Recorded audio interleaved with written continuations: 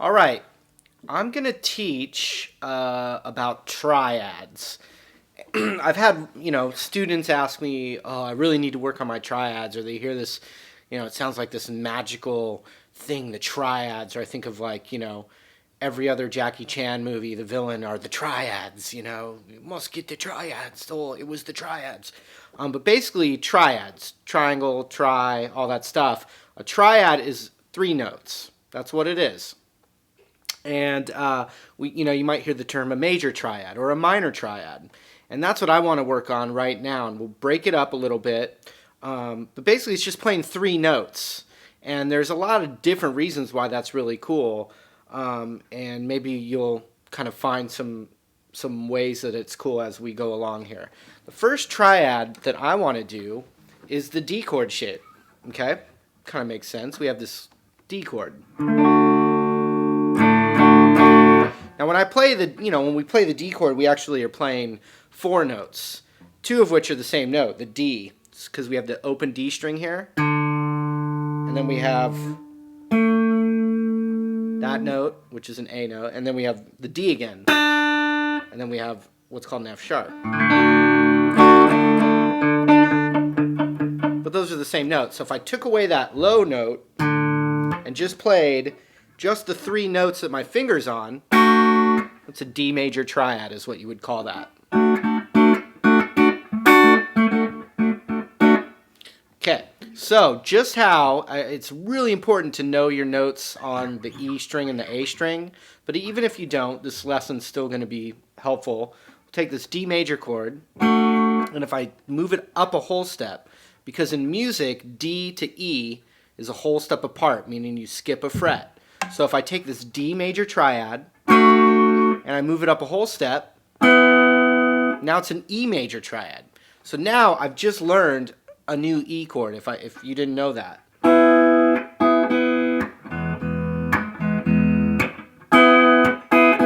So right off the bat, if you're playing with someone and they're playing, real full open strum of an E chord,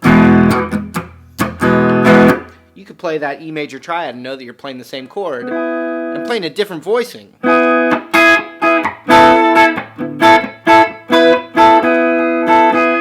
And when you play triads, one thing is when you're not, as you progress on guitar, most of the time that I'm playing, performing or something, I'm not usually playing all 6, possible strings. Sometimes that can get a little muddy. So knowing different triads is a good way to have a little more precise sound, but to also give you different voicings when you're playing with other musicians.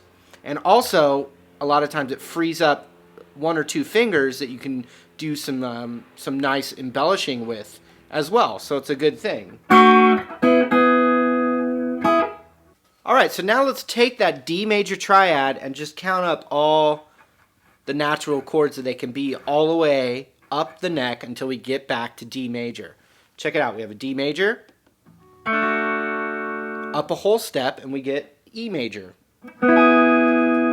Up a half step, we get F major, because in music, on any instrument, E to F is the next possible fret up. So now we have an F. And by the way, the root of the chord's actually on the B string. So it may, be a little tricky right now to identify the notes on the B string. I haven't emphasized that, but, as you progress on guitar, you want to be able to, even if you're counting up, find your notes on all the strings. I mean, obviously that would be a good thing to do. So we have F. I'm going to move it up a whole step and we get a G major, one of our favorite chords.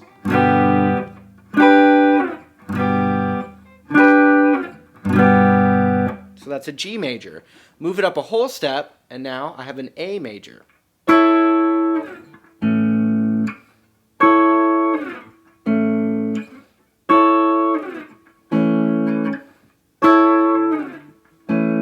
Move it up another whole step.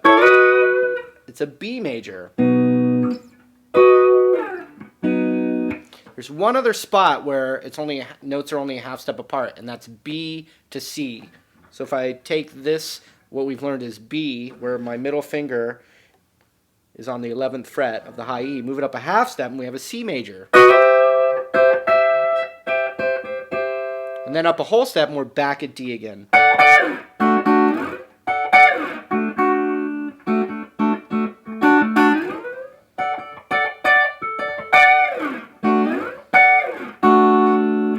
Okay, so let's take a progression, C to G.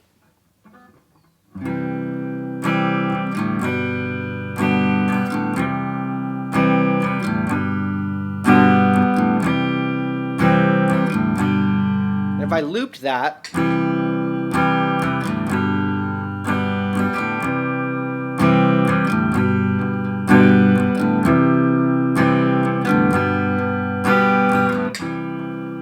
okay, so it's C to G. So where was that C?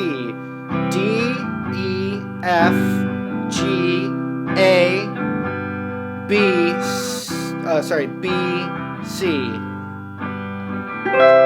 So there's my C triad right there. What was the other one? G. So D, E, F, G. So when you play a C, middle finger's on the 12th fret, and when you play a G, middle finger's on the 7th fret. Check it out.